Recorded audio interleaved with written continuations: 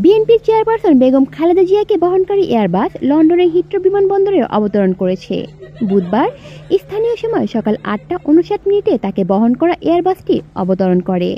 Heathrow বিমানবন্দর কর্তৃপক্ষ খালেদা জিয়াকে ভিআইপি প্রোটোকল দেয়। এ সময় বিমানবন্দরে তাকে বরণ করতে তার বড় ছেলে ও দলের ভারপ্রাপ্ত চেয়ারম্যান তারেক রহমান সহ পরিবারের সদস্যরা উপস্থিত ছিলেন।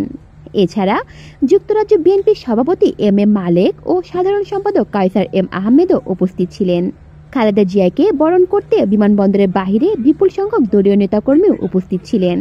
উন্নত চিকিৎসার জন্য যুক্তরাজ্যের উদ্দেশ্যে মঙ্গলবার রাতে এয়ার অ্যাম্বুলেন্সে ঢাকা ছাড়েন সাবেক প্রধানমন্ত্রী ও বিএনপির চেয়ারপারসন বেগম খালেদা জিয়া।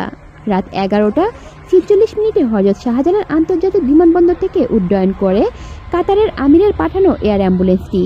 সাবেক এই প্রধানমন্ত্রী liver cirrhosis, kidney, heart, diabetes, arthritis সহ নানা শারীরিক অসুস্থতায় ভুগছেন।